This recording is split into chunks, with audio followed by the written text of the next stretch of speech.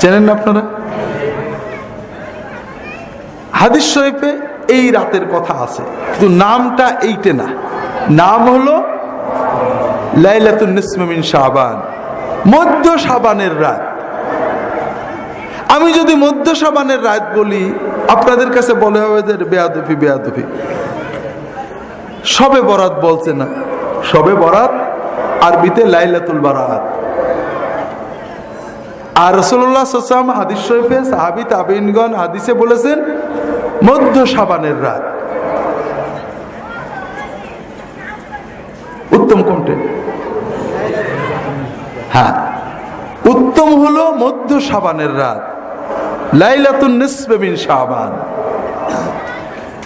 400-500 বছর পর্যন্ত আপনি লাইলাতুল বারাত বলে কোনো শব্দ মুসলমানদের ভিতরে পাবেন না।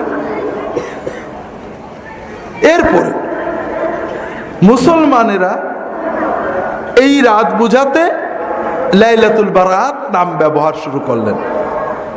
বরাত মানে কি? ভাগ্য। এখানেই সব দুর্ভাগ্য। আরবিতে বারাত মানে ভাগ্য নয়, মুক্তি। হাদিসে আসছে, সহিহ হাদিস, আল্লাহ তাআলা এই রাত্রিতে বান্দাদের গুনাহ মাফ করে দেন, জাহান্নাম থেকে মুক্তি দেন। এই জন্য কোন কোন আলেম এই রাতটার নাম দিলেন লাইলাতুল বারাত, মানে মুক্তির রাত। এই আরবি বারাত বাংলায় এসে হলো বরাত, আর মুক্তি হয়ে গেল ভাগ্য।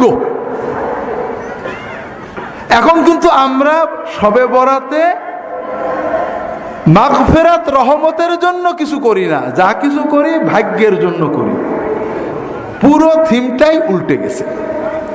তো যাই হোক ভাইরা, এটা অনেক দীর্ঘ সময়ের পরিক্রমায় ছোট ছোট ছোট ছোট ভালো কাজ বলে আমরা অনেক কাজ করেছি। প্রথমত এত খারাপ ছিল না, কিন্তু সুন্নত যখনই মারা গেছে আরেকটা বিষয় সেখানে